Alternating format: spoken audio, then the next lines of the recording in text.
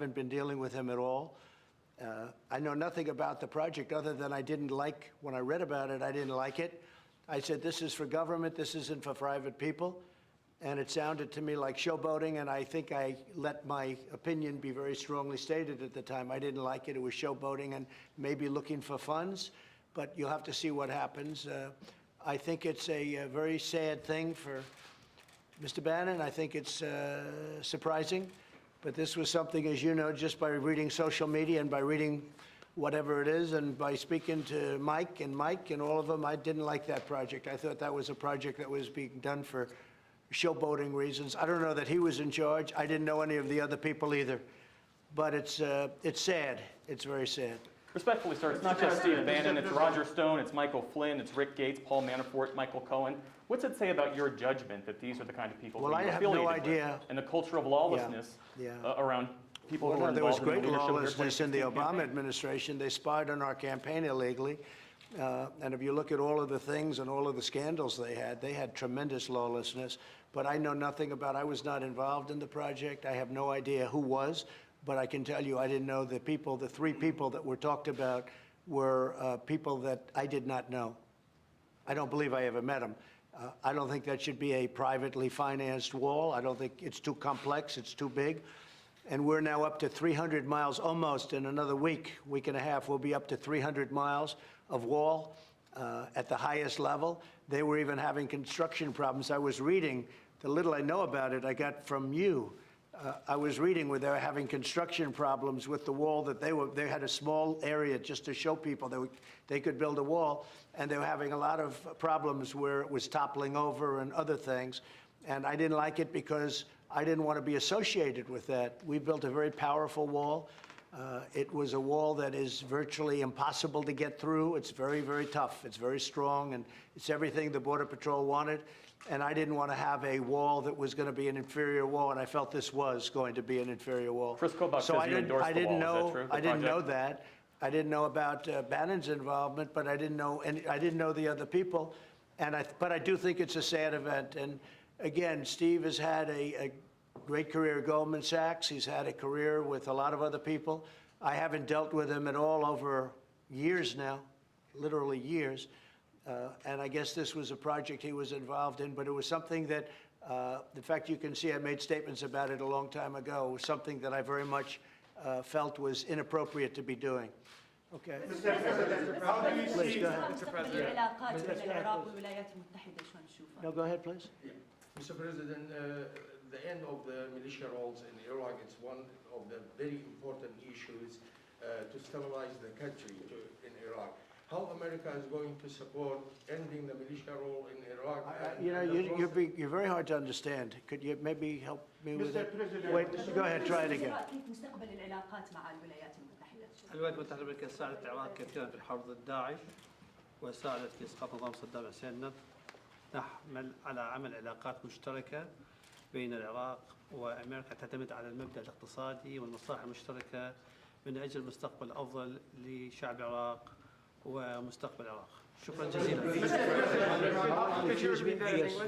The United States helped Iraq enormously in defeating ISIS and also in toppling the Saddam Hussein regime. We are working on building a strong relationship that is based on joint interest between Iraq and the United States, that is based on economic interest for the better future of the Iraqi people and the United States people. When we came into office, ISIS was running rampant all over Iraq and Syria, and we knocked out the 100% of the ISIS caliphate. But the Obama administration did a very, very poor job. They were running rampant all over, and we came in and we did a real job, and we got rid of that, and that was a good thing. And now we're working with Iraq. They use the great American dollar, which is the most powerful currency in the world, and they're starting to do well, and we are with them. And this gentleman in particular, we've developed a very good relationship, and hopefully it's going to be very strong for your country. Mr. President, thank you, Mr. President. There have been 32 attacks. There have been 32 attacks in the last 10 months on U.S. interests in Iraq. particularly in the Green Zone and U.S. military bases. How are you going to help Iraq to halt these attacks by pro-Iranian militia and to hold these people accountable? And sir, if I may also, there was some reporting that the U.S. troops will withdraw from Iraq totally in 3 years. Is this true? So at some point, we obviously will be gone. We've brought it down to a very, very low level. We deal when there are attacks. We take care of those attacks, and we take care of them very easily. Nobody has the weaponry we have. Nobody has the anything of what we have. We have the finest, the greatest military in the world. When somebody hits us, we hit back harder than they hit us. So we handle it. In addition to that, Iraq has been very helpful where necessary. But we have been taking our troops out of Iraq fairly rapidly, and we look forward to the day when we don't have to be there, and hopefully Iraq can live their own lives and they can defend themselves, which they've been doing long before we got involved. Yes, please. Mr. President, how do you see the role of the Kurds in Iraq? About the bounties. You say you hit back hard, but we haven't seen any definitive strike back for bounties upon Americans. Well, you don't know about the bounties. I mean, you're telling me if you know something, you can let us know, but you obviously don't know very much about it. But if we found that would be true, if we found that would be a very, it would be a fact, what you just said, we would hit them so hard your head would spin. Go ahead. Mr. President, how do you see the role of the Kurds in Iran? And how is important relationship between Baghdad and Erbil? Well, the Kurds helped us greatly in defeating the, as you know, the ISIS and getting the ISIS, 100% of the ISIS caliphate. So we have a very good relationship with the Kurds, and we've also treated them very well. Mr. President, on Yes, the please. bombing. Yeah. The end of the militia rules in Iraq is very important to stabilize the country. How America can help ending the militia rules, and how can help Iraq in the democracy process? Well, what we're doing is we're helping where we can. But again, that's a country, that's a separate country. They have a prime minister, and they have people in office, and they have to run their country. We've been in Iraq for a long time. I won't say whether or not I said we should be there, but frankly, I didn't think it was a good idea. But I was a civilian, so who's going to listen to me? But I made my point pretty clear, I guess as clear as a civilian can do it. But we were there. And now we're getting out. We'll be leaving shortly. And the relationship is very good. We're making very big oil deals. Our oil companies are making massive deals. And that's basically the story. I mean, we're very happy with the relationship that we've developed over the last couple of years. I thought before that, frankly, the United States was being taken advantage of.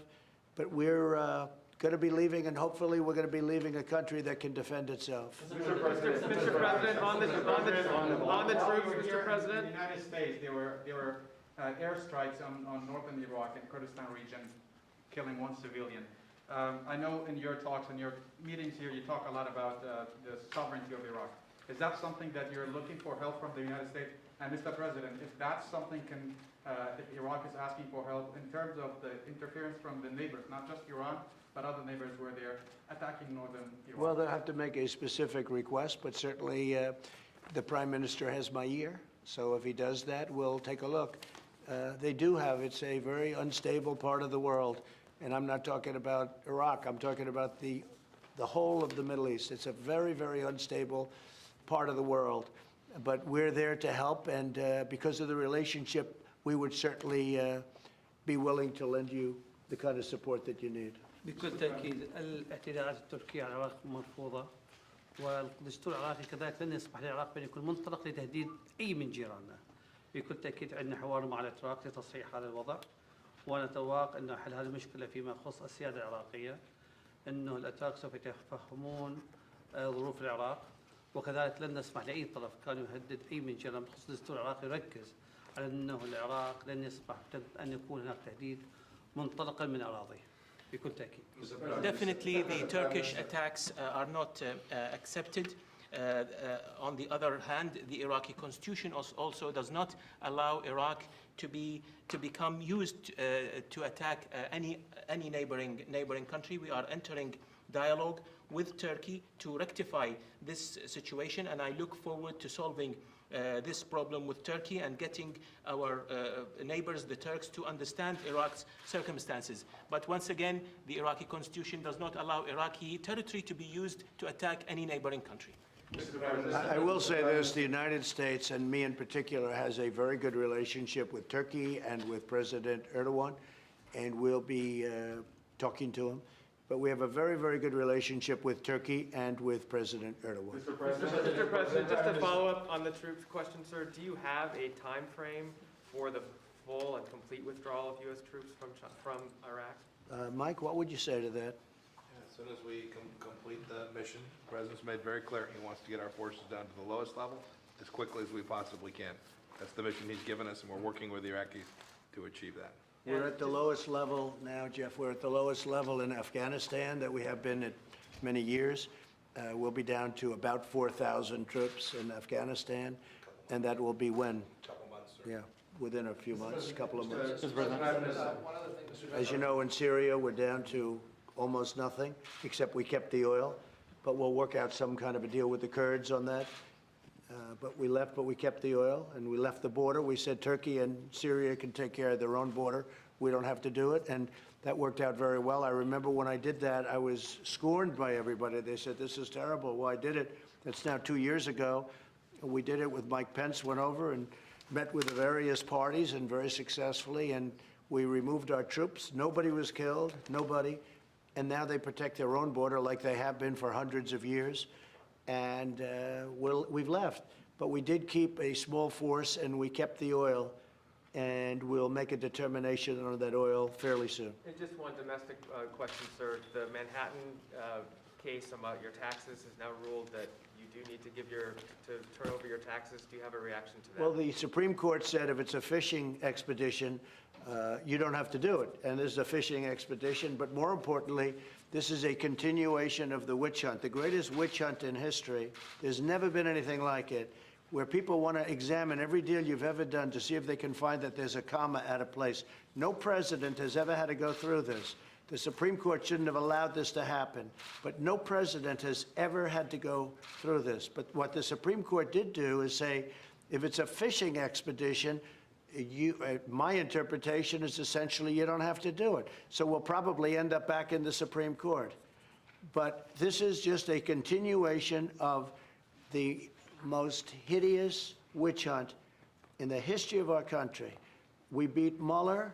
We won at every level in Washington, in D.C. We won at every level.